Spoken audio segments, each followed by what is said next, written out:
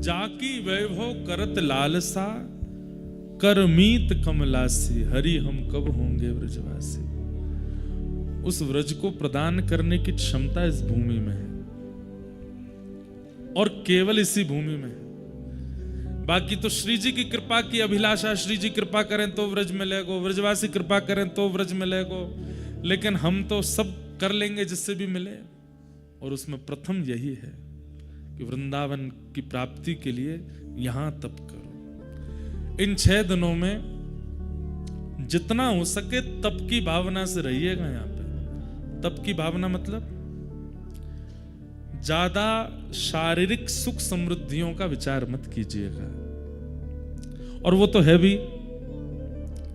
यहां पर व्यक्ति कितनी भी सुख समृद्धि लिया फिर भी थोड़ा तो तप उससे हो ही जाएगा। कुछ नहीं तो नहाने तो जाएगा, तभी तप हो जाएगा। सोने के लिए व्यक्ति जैसे ही लेटता है कम से कम 20 मिनट तो उसको बिस्तर ही गर्म करने में लगते हैं, और इतने में ही जो पानी पिया था वो तैयार हो जाता है।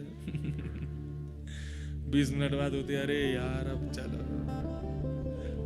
फिर गए, फिर लौट के आए, फिर 30 मिनट लगे और वॉशरूम होके लौट के आते, फिर तो जो कुकड़ी चलती है महाराज। तो क्योंकि ये तपस्या की भूमि है। तपस्या का मतलब क्या है? जहां शरीर की सारी सुख समृद्धियों का व्यक्ति, देखिए बंबई दिल्ली आदि में त्याग करना पड़ेगा, यहां अपने आप हो जाएगा। जो 4 रोटी नीचे खाते हैं उनकी 2 ही खवेगी यहां पे। यहां अपने आप ही 2 रोटी का ही मन होगा। जो पानी तो बहुत ही कम पीने को होता है। आज जिनकी करवा चौथ है माताएं, यहां तो सहज ही हो रहा होगा करवा चौथ। पानी की प्यास ही नहीं लगती। क्यों? अब जल इतना खर्चे ही नहीं होता है, पसीना ही नहीं आते, थकता ही नहीं व्यक्ति। लेकिन फिर भी दिक्कत तो हो ही रही होगी कई माताओं को, क्योंकि मौसम बहुत ठंडा है, सांस लेने में चलने फिरने में दिक्कत तो होती है। पर फिर भी ये तपस्या की भूमि है, यहां सुख का विचार नहीं करना है। एक बात हम कहें, करिएगा अगर मन हो तो सुबह ब्रह्म मुहूर्त में यहां उठ जाइए और कम से कम डबल टोपा पहनिएगा, 2-2 हाथ में ग्लव्स और नीचे 5-6 जोड़ी जुराब और 3-4 जैकेट और सब डाल करके नर नारायण पर्वतों का दर्शन कीजिएगा। नित्य कीजिए, 1 दिन करो, 2 दिन करो, 3 दिन करो, कुछ अनुभव होगा। सप्त ऋषि भ्रमण करते रहते हैं यहां पर। कैसे कैसे आचार्य हैं, कैसे कैसे पूर्व संत हैं। कभी कभी आपको ऐसा लगेगा कि हमारी कदकाठी का व्यक्ति नहीं है, इतना ऊंचा व्यक्ति यहां कहां से घूम रहा है। घबराइएगा नहीं, उनको दिख जाए तो वो यहां भ्रमण करते हैं, निवास करते हैं। सब देवादिदेव महादेव भी यहां आते हैं। केदारनाथ में आरती होती है, उससे पहले यहां आकर के बद्री विशाल भगवान का दर्शन करते हैं, केदारेश्वर भगवान, फिर जाते हैं वहां आरती कराते हैं अपनी। तो ये भू वैकुंठ है, ये पृथ्वी नहीं है। यहां पर अनुभव हो सकता है ठाकुर जी का, इसलिए बहुत सावधानी से यहां कुछ कुछ अनुभव करने का प्रयास कीजिएगा। लेकिन ब्रह्मचर्य का पालन जो लोग नहीं करते, आचार विचार की शुद्धि नहीं रखते, उनको दर्शन होते भी नहीं है। वो तो बीमार और हो जाएंगे सुबह उठ गए जल्दी। तो इस भूमि का फल क्या है? व्रज भूमि। यहां किए गए तप का फल है व्रज की प्राप्ति। तो भगवान ने इसलिए उद्धव को व्रज नहीं भेजा। उद्धव को भगवान आज्ञा करते हैं कि तुम बद्रीनाथ जाओ, और बद्रीनाथ जाने से पूर्व बद्रीनाथ जाने वाली की स्थिति कैसी होती है, वो कैसा बने तब बद्रीनाथ जाए। एक प्रकार वही यहां पर भगवान उद्धव को समझा रहे हैं, वही उद्धव कृष्ण संवाद है। अगर मैं कह दूं तो कोई अतिशयोक्ति नहीं। उद्धव कृष्ण संवाद को यदि किसी व्यक्ति ने सुन लिया तो यह भी हो सकता है कि 6 दिन बाद उसका घर जाने का मन ना हो। एक और विषय आज सुबह जब मैं अध्ययन कर रहा था तो मेरे मन में आया, हमने सूरदास जी का प्रसंग सुना, मीराबाई का प्रसंग सुना, गोस्वामी तुलसीदास जी का प्रसंग सुना, भक्त चरित्र सुने। भक्त चरित्र सुनने के बाद हमने भक्तों की स्थिति का अनुभव किया, लेकिन उस भक्त स्थिति में जाया कैसे जाएगा वो स्वयं भगवान यहां बता रहे हैं उद्धव को। सूरदास कैसे बनोगे, मीराबाई कैसे बनोगे, कृष्णदास कैसे बनोगे, कुम्मनदास कैसे बनोगे, जिन जिन भक्तों का, नरसिंह मेहता कैसे बनोगे, गोस्वामी तुलसीदास कैसे बन सकते हो। उस स्थिति को सुना तो तुमने बहुत है, उस स्थिति का तुमने दर्शन और अनुभव तो बहुत कर लिया, पर उस स्थिति में आने के लिए आवश्यकताएं क्या क्या हैं वो यहां ठाकुर जी बताएंगे। वो उद्धव कृष्ण संवाद है। तो भगवान ने उद्धव को व्रज नहीं भेजा, बद्रीनाथ भेजा। उद्धव कौन है? उद्धव का प्रथम परिचय, वृष्णीनां प्रवरो मंत्री कृष्णस्य दयितस्सखा शिष्यो बृहस्पतिर साक्षात् उद्धवो बुद्धिसत्तमः। वृष्णीनाम प्रवरो मंत्री, यदुवंशियों के प्रबल मंत्री हैं श्री उद्धव जी महाराज। कृष्णस्य दयित सखा, एक तो ये यदुवंशी भी हैं और भगवान के दयित सखा। दयित सखा मतलब प्राण प्रिय सखा हैं उद्धव। शिष्यो बृहस्पतिर साक्षात, बृहस्पति के शिष्य हैं। साक्षात विद्या, चलती फिरती विद्या, बृहस्पति उनके ये शिष्य हैं। उद्धवो बुद्धि सत्तम, बुद्धि में इतने प्रवीण हैं कि भगवान द्वारिका लीला में, जैसे एक चीज सुनिएगा, आप सब लोग हमारी कथा सुनने आते हैं, हम कथा सुना के जब जाएंगे तो अपनी माता जी को फोन करते हैं, उनसे पूछते कथा सुनी? हाँ सुनी।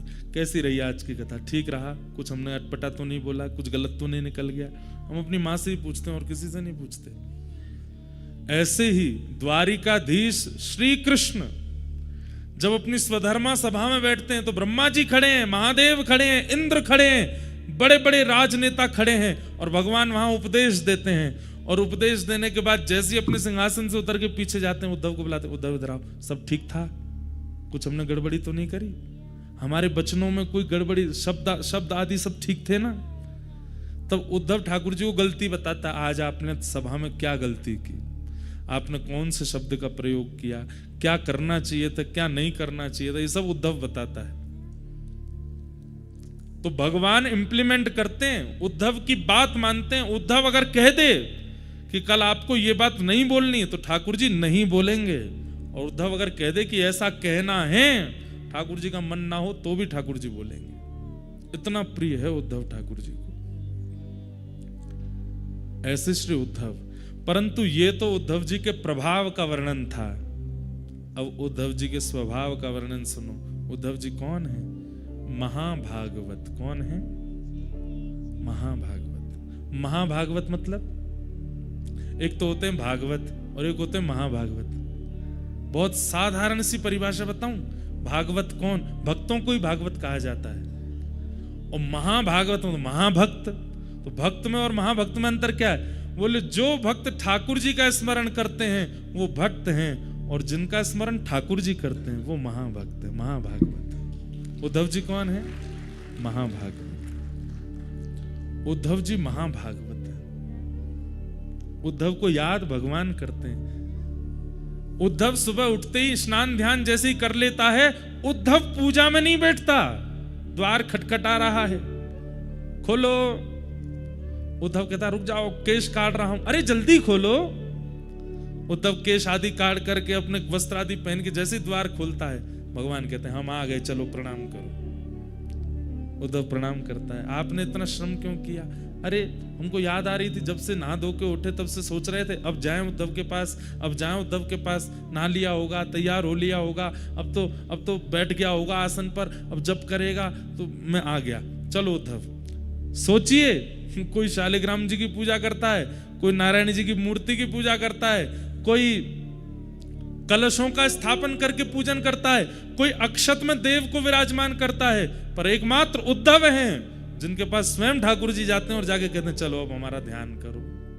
ध्यान हो गया, अब थोड़ी देर जप करो, लाओ चलो चरण धो लो हमारे, स्नान तो हमने कर लिया, पंचामृत स्नान हमारा नहीं, चरणों का कर लो, चलो अब चरणों में चंदन लगा दो। भगवान स्वयं बोलते हैं उद्धव को, उद्धव चरणों में चंदन लगा दो, लाओ माला पहना दो, माला पहना देते हैं, चलो आशीर्वाद ले लो, आशीर्वाद ले लो, आरती करो हमारी, चलो आरती कर लो, भोग लगाओ, नैवेद्य रखो।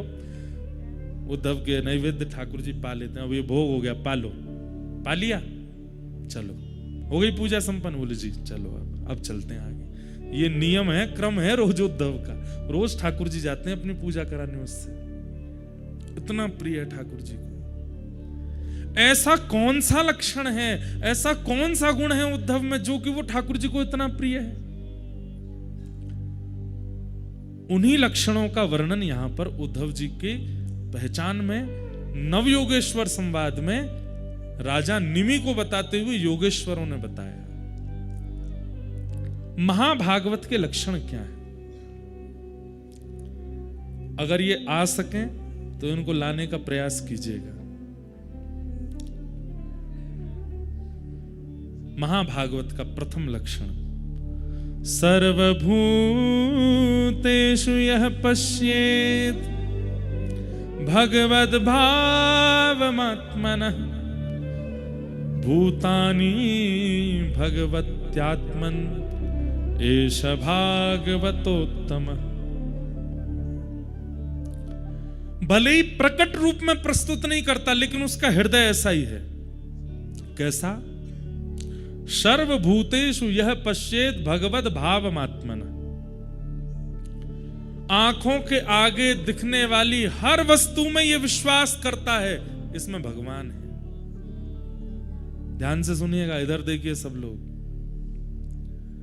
आंखों के आगे दिखने वाली हर वस्तु में क्या विश्वास रखता है? इसमें भगवान है। आप लोग यहां से दर्शन करने के लिए जाइए बद्री विशाल भगवान का। हम महाभागवत क्यों नहीं है? क्योंकि हम चलते फिरते यही सोचते हुए जाएंगे बद्री विशाल भगवान तो वहां है, गंगा जी पार करके जो मंदिर है उसके अंदर जाएंगे और फिर वहां पुजारी बैठे होंगे, वहीं हैं। यहां से वहां तक जितना सब कुछ हमारे सामने आया, उनमें भगवत दृष्टि हमारी नहीं हो सकती। हम इस बात को मानते जरूर हैं, जानते जरूर हैं, लेकिन इस बात को विश्वास नहीं करते कि ठाकुर जी सब जगह हैं। पर महाभागवत क्या है? बोले सब में ये विश्वास कर लेता है इसमें परमात्मा है।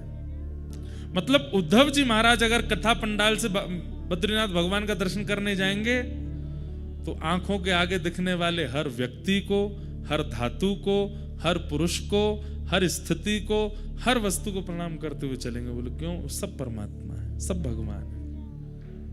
पहली बात, सर्वभूतेषु यः पश्येत् भगवद भावमात्मनः, वो सबको देखेगा और सब में भगवान का स्मरण करेगा। सब में परमात्मा है। और जब परमात्मा प्रत्यक्ष सामने होंगे और जब उनका दर्शन करेगा तो क्या भाव रखेगा? बोले सब इन्हीं में ही हैं। मतलब सब में वे हैं और वे जब सामने आ जाएं तो सब इनमें हैं। ये दो स्थिति रखता है महाभागवत। समझ में आई बात? बद्री विशाल भगवान को दर्शन से पहले जो दिख गया सब में परमात्मा, और जब बद्री विशाल भगवान दिखे तो क्या? सब इनमें। ये दो स्थिति जिसकी है उसको क्या कहते हैं? महाभागवत। ये दो लक्षण। और कैसा होता है महाभागवत?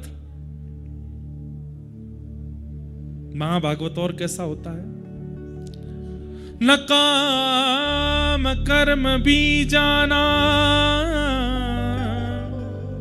यस्य चेतसि संभव वासुदेवैकनिलय स वै भागवतोत्तम।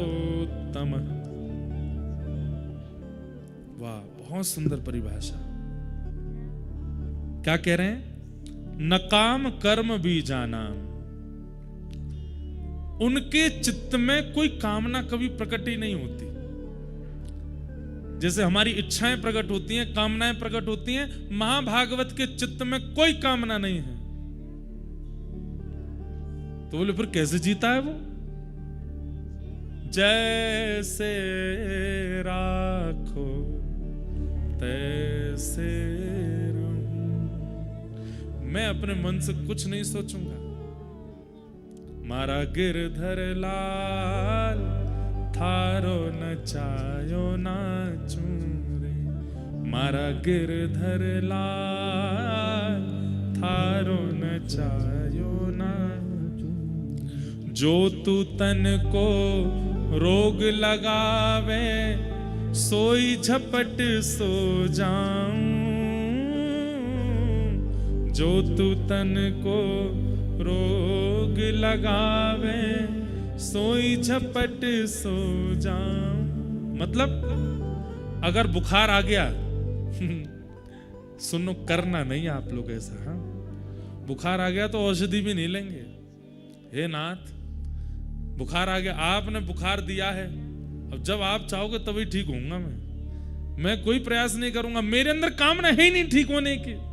मेरे अंदर कामना बीमार होने की भी नहीं है, ठीक होने की भी नहीं है, स्वस्थ होने की भी नहीं है। आप चाहोगे तो मैं स्वस्थ हो जाऊंगा। जो तू तन को रोग लगावे सोई झपट सो जाऊं। जो तू काल रूप बने आवे, जो तू काल रूप बने आवे, मैं लपक गोद में आऊं आऊं। मारा गिरधर लाल थारो नचायो नाचूं रे। मारा गिरधर लाल थारो नचायो। अगर ठाकुर जी आप मृत्यु बन करके आ गए, एक सेकंड भी विचार नहीं करूंगा मैं, उसी समय सब छोड़ के आपको अंग से भर लूंगा, कहूंगा नाथ ले चलो अपने साथ। मेरी कोई कामना ही नहीं है। इसे क्या कहते हैं? महाभागवत। सुनना सुन ही लीजिए, बनना बहुत कठिन है। उद्धव जी यही है। मतलब पूरा दिन निकल गया, कुछ नहीं पाया उद्धव जी ने। संध्या होते होते ठाकुर जी, और उद्धव ठीक हो? हाँ। कुछ खाया सुबह से? नहीं। तो क्यों? आपने खिलाया ही नहीं। तो भगवान को याद आती है, अरे ये तो महाभागवत है, खाएगा ही नहीं जब तक मैं नहीं खिलाऊं। आओ बैठो इधर। फिर ठाकुर जी उसको पवाते हैं, खा लेता है। मतलब देंगे ठाकुर जी तो स्वीकार है, नहीं देंगे तो कामना नहीं है उसकी। न कर्म न काम कर्म बीजानाम, कोई इच्छा नहीं है। न काम कर्म बीजानाम यस्य चेतस संभव। जो आप चाहोगे वो होगा। और वासुदेवैक निलय सवै भागवतोत्तम। अपने तन को क्या मानते हैं? वासुदेवैक निलय, मतलब भगवान का निलय। निलय का मतलब क्या होता है? घर। अपने शरीर को अपना नहीं मानते, अपने शरीर को भगवान का घर मानते हैं। ये ठाकुर जी का घर है। सुबह सुबह उठेंगे भी तो इसी भाव से उठेंगे, ओहो मंगला हो रही, आंख खुल गई, कपाट खुल गए। भीतर कौन है? ठाकुर जी हैं। उनकी शुद्धता पवित्रता, उनकी सेवा मुझको करनी है, तो हाथों से वही क्रिया कर रहे हैं जिससे भीतर के ठाकुर जी की सेवा हो। चरणों से वही क्रिया कर रहे हैं जिससे भीतर के ठाकुर जी की सेवा हो। नेत्रों से वही देख रहे हैं जिससे भीतर के ठाकुर जी को सुख मिले। मुख से वही ग्रहण कर रहे हैं जिससे भीतर के ठाकुर जी को सुख मिले। और कुछ भी ऐसी क्रिया नहीं जिसमें अपने सुख का विचार। मतलब अब बद्री विशाल भगवान है, आपको अगर निज सेवा मिल जाए तो आप तो सुख, ठाकुर जी को सुख मिले उसके लिए क्या कर दूं? घी का दिया जलाओ, ठाकुर जी को सोने का छत्र चढ़ाओ, ठाकुर जी को ऐसी पोशाक लगाओ, ठाकुर जी को ऐसा भोग लगाओ। उनके सुख का विचार करके आप सारी सेवा करोगे। ऐसे ही अपने चित्त में ठाकुर जी का भाव रख के, अपने चित्त में ठाकुर जी का विचार करके कि ये ठाकुर जी का घर है, इसमें ठाकुर जी विराजमान है। एक बहुत साल पहले एक पद बनाया था, बहुत कम गाया कथाओं में। तन तो मंदिर है, मन है वृंदावन। तन तो मंदिर है, मन है वृंदावन। ये तन क्या है? बोले तन तो मंदिर है, और इस तन में जो मन है वो मन वृंदावन है। तन तो मंदिर है, मन है वृंदावन। मन के वृंदावन में बसे हैं श्री राधा रमन। मन के वृंदावन में बसे हैं श्री राधा रमन। वासना को छोड़ तू भक्ति पथ पे चल। वासना को छोड़ तू भक्ति पथ पे चल। वासना में क्यों फंसे आरती सजल।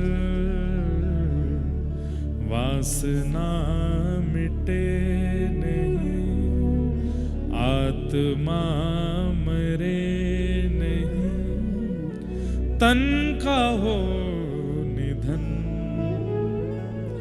मन के वृंदावन में बसेंगे श्री राधा रमन।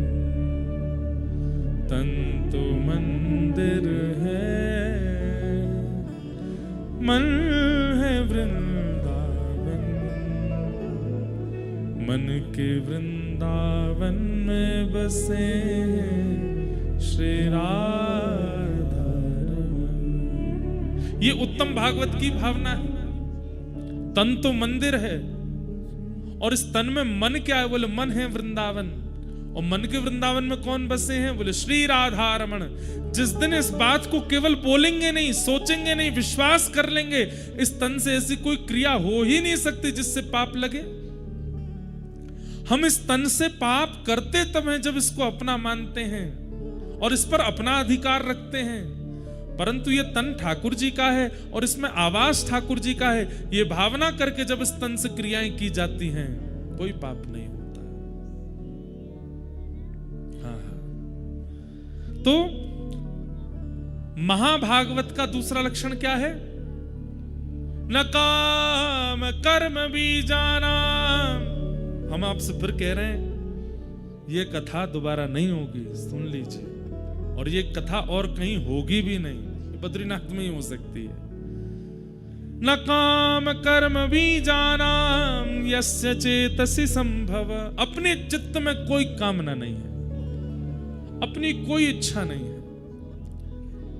प्रहलाद जी महाराज को हिरण्यकश्यप कहते हैं, जाओ इसको पर्वत से फेंक दो। तो प्रहलाद जी महाराज की इसमें सफाई नहीं देते। प्रहलाद जी की, पिताजी मेरे साथ ऐसा क्यों कर रहे हो? मैंने क्या अपराध किया, क्या गलत किया? नहीं, पिता ने कह दिया पर्वत से फेंकना है, तो प्रहलाद जी पहले ही तैयार हो गए, ले चलिए पर्वत पे फेंक दीजिए मुझे। होलिका दहन के लिए चिता पे बैठाना, पहले ही बैठ गए प्रहलाद जी। बस इतना बोले, पिताजी मैं तो ठीक है, मुझे बैठा दीजिए, पर बुआ को मत बैठाओ आप। क्यों? मैं तो बच जाऊंगा, ये नहीं बचेंगे। प्रहलाद जी की अपनी कोई इच्छा नहीं है, वो सब ठाकुर जी पर अर्पित करके रहते हैं। ये महाभागवत का लक्षण। मीराबाई अपनी इच्छा से नहीं। मैं अभी मीरा चरित्र कह रहा था चंडीगढ़ में, तो वहां पर भी मैंने एक भाव प्रस्तुत किया कि मीराबाई ने मेवाड़ का त्याग तब तक नहीं किया जब तक गोस्वामी तुलसीदास जी की आज्ञा नहीं हो गई। गोस्वामी जी ने जब आज्ञा की, तजियता ही कोटि वैर सम यद्यपि परम स्नेही जाके ही न राम वै देही, तब उन्होंने राम जी की ही आज्ञा मानी कि राम जी आज्ञा कर रहे हैं, छोड़ के चली गई। अपनी इच्छा से कुछ नहीं किया। अपनी स्वेच्छा अगर मीराबाई ने कभी प्रकट की तो वो करी कब? अपने अंतिम दिन, जो मीराबाई का अंतिम दिन था पृथ्वी पर, बस उस दिन मीराबाई ने अपनी इच्छा प्रकट की। प्रीतम ज्यों जाणो सुध लीजो। मीरा के प्रभु गिरधर नागर, मिल बिछुरन मत दीजो। बस ये इच्छा प्रकट करती है मीराबाई कि अब नाथ मिल गए हो, अब मुझसे बिछड़ो मत। बस इसके अलावा कोई इच्छा मीराबाई ने भी कभी प्रकट नहीं की। महाभागवत है ही वो जो इच्छाओं में रहता ही ना हो। तो महाभागवत का दूसरा लक्षण क्या है कि वो कोई इच्छा नहीं प्रकट करता। तीसरा लक्षण क्या है? वो शरीर को भगवान का ही घर मानता है। इस शरीर में ठाकुर जी विराजमान हैं, तो इस शरीर से वही क्रिया हो जो मंदिर की होती है, और कोई क्रिया इस शरीर से नहीं। महाभागवत का चौथा लक्षण क्या है? न यस्य। ये हम किसके लक्षण बता रहे हैं? महाभागवत। महाभागवत कौन है? कौन है? उद्धव जी। द्वादश महाभागवतम 12 हैं, 12 में से एक उद्धव जी। उनका लक्षण क्या है? न यस्य जन्म कर्माभ्याम न वर्णाश्रम जातिभिः सज्जतेऽस्मिन् अहं भावो देहे वै सहरे प्रिय। बहुत सुंदर। न यस्य जन्म कर्माभ्याम न वर्णाश्रम जातिभिः। ना तो वे कभी अपने जन्म की शिकायत या फिर जन्म का अभिमान करते हैं। छोटे कुल में जन्मे तो इस बात का उनको कोई कष्ट नहीं होता, उच्च कुल में जन्मे तो इसका अभिमान नहीं होता। न वर्णाश्रम जाति भी, ना वो किसी वर्ण को मानते हैं ना किसी जाति को मानते हैं। वो एक रस रहते हैं। सर्वम खलु इदम ब्रह्म, सब में ठाकुर जी हैं। हरिराम व्यास, हरिराम व्यास जी नाम सुना है? जुगल किशोर को लाड़ लड़ायो, नवल कुंज ही अमाहि। कुंजन कुंजन की रज धारे, हरि व्यास युगल यश गाय। वृंदावन प्यारो वृंदावन, श्री वृंदावन। वही हरिराम व्यास। उन हरिराम व्यास जी के चरित्र में आता है, बहुत सुंदर पद है कि सब छोड़ करके ओरछा से वृंदावन आ गए, तो उनके परिवार के लोग उनको ढूंढते ढूंढते आए वृंदावन। और जैसे ही वृंदावन आए तो हरिराम व्यास जी तो घबरा गए, बोले मुझे घर वर नहीं जाना, अब मैं तो यहीं रहूंगा। लेकिन परिवार के लोग माने नहीं। तो हरिराम व्यास जी बोले, परिवार कब तक हमको हमारे पीछे पड़ रहा है? जब तक इनको ये लग रहा है कि मैं इनके लायक हूं। जैसे इनको ये पता चलेगा कि मैं इनके किसी काम का नहीं हूं, ये अपने आप छोड़ के चले जाएंगे मुझे। उसके लिए क्या करना पड़ेगा? तो पागलों की सी हरकत करने लगे हरिराम व्यास जी। और कैसे रहने लगे वृंदावन में?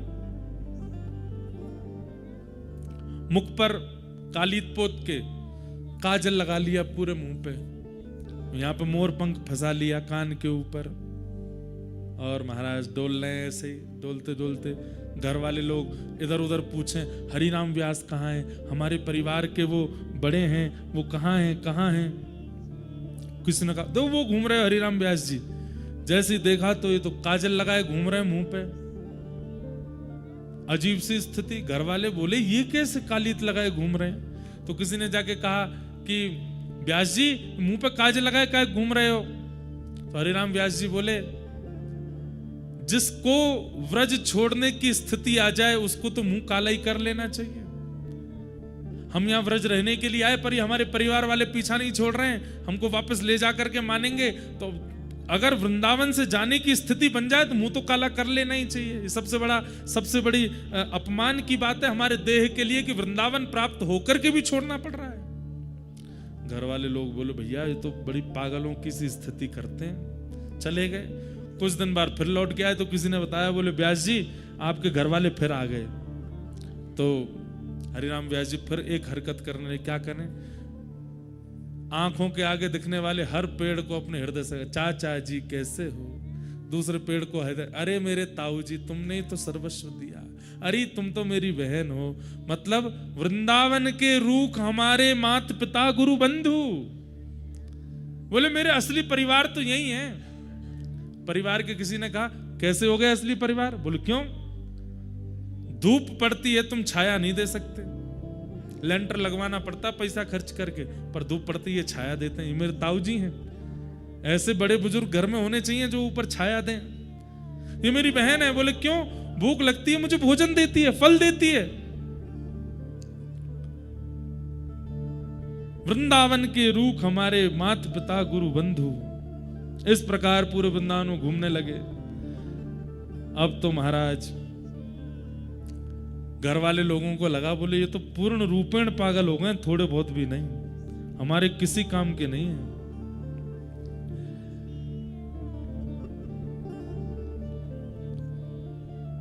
एक दिन हरिराम व्यास जी ने देखा कि घर के सब लोग पीछे पड़े हैं, तो हरिराम व्यास जी दौड़ते दौड़ते गए, बिहारी जी के मंदिर गए, पुजारी जी से कहा हमको प्रसादी दे दो। पुजारी जी बोले प्रसादी तो बट गई, अब तो बची नहीं।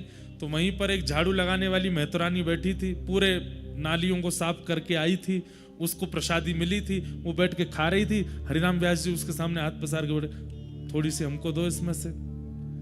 तो मेहतरानी बोली व्यास जी थोड़ा दूर बैठिए, हमसे लोग छुपते तक नहीं है और आप हमारी थाली में से प्रसाद मांग रहे हो। अरे आप हरिराम व्यास हैं, पूरे भारत के विद्वानों पर दिग्विजय प्राप्त कर चुके हैं, आप मुझसे कैसे मांग सकते हैं? मेरे हाथ का छिवा आप कैसे खा सकते हैं?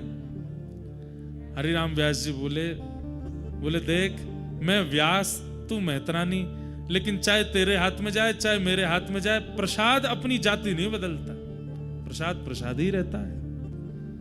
प्रसाद बिहारी जी का ही रहेगा, प्रसाद पकौड़ी ही रहेगा, प्रसाद कढ़ी ही रहेगा। तो मैं और तू ठाकुर जी के प्रसाद को लेके जाति में क्यों विभाजित हो जाते? चल जल्दी दे दे। ये बात सुन के मेहतरानी ने अपने हाथ की प्रसादी दे दी, और जैसी प्रसादी खाई महाराज, व्यास मिठाई विप्र की तामे लागे आग, वृंदावन की स्वपच की झूठन खाइए माग।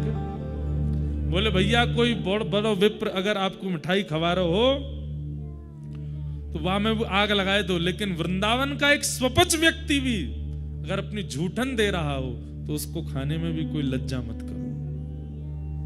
आहा, एक पद और है मुझे मिल नहीं रहा है।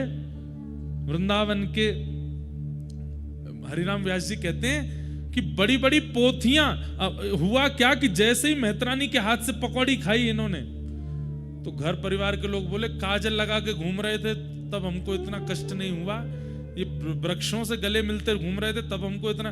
पर ये बताओ झाड़ू लगाए हाथ में बैठी है, नाली साफ करके आई है, उसके हाथ से जो है पकौड़ी खा गए।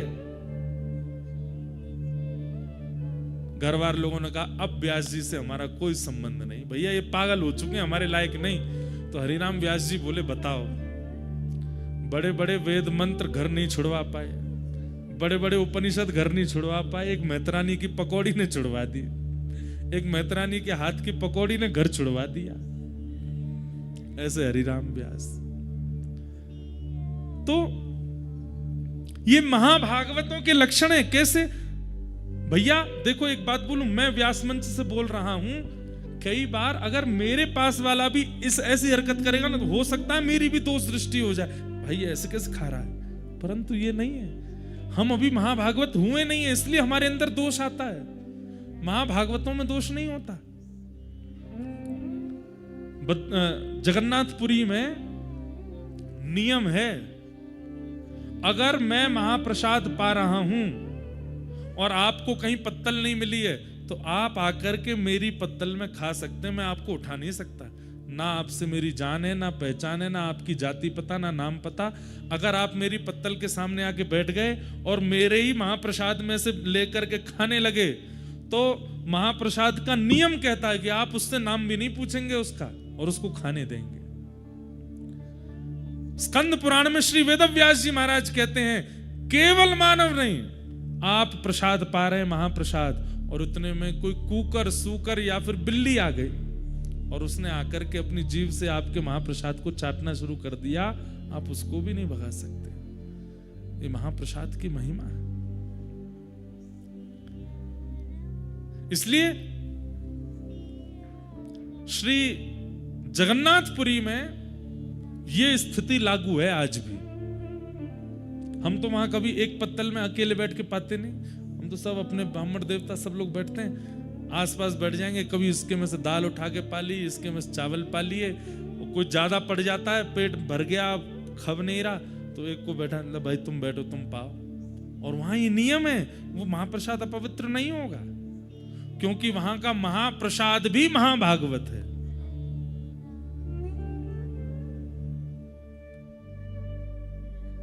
भाई मानव हो तो जातियों में रहना पड़ेगा, लेकिन महाभागवत हो गए हो तो अपने आप सब निकल जाएगा चित्त से। पर बिना महाभागवत हुए भी अगर आज जाति आदियों के ये सब नियम नहीं मान्य तो फिर उसमें भी दोष लगेगा। चित्त में महाभागवत स्थिति होनी चाहिए। न यस्य जन्म कर्माभ्याम न वर्णाश्रम जात भी सज्जतेस्मिन् अहम भावो देहे वही सहरि प्रिय। जिसका चित्त इस प्रकार का निर्माण हो चुका है और इस प्रकार के नियमों से जो व्यक्ति रहता है, सहरि प्रिय, वो हरि को प्रिय है, ठाकुर जी को प्रिय है। और हरि प्रिय जो वही तो महाभागवत है। महाभागवत का छठवां लक्षण क्या है? न यस्य स्वपर इति वित्ते स्वात्मनि वाभिदा सर्वभूत समशांत स वै भागवतोत्तम। न यस्य स्व पर इति, ये मेरा है, ये तेरा है, ये तेरा है, ये उसका है, ये इसका है, ये भावना है ही नहीं। सवई भूमि गोपाल की, सब ठाकुर जी का है। ये चित्त में जिसकी स्थिति रहती है वो महाभागवत है। सवई भूमि गोपाल की, सब ठाकुर जी का है। मैं भी ठाकुर जी का हूं, आप भी ठाकुर जी को हो, ये सब स्थितियां ठाकुर जी की हैं।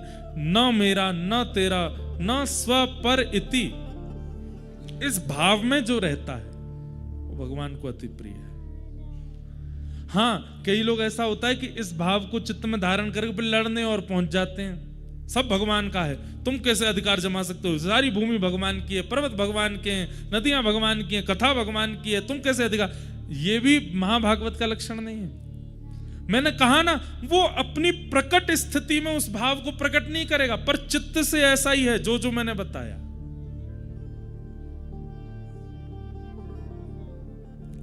न स्व पर इति, न अपनी स्थिति रखता है, न किसी पराये का भाव रखता है, सब ठाकुर जी का है। इस भाव में जो रहे वो महाभागवत है। और महाभागवत का मतलब क्या है? जिनका सुमिरन हरि करें।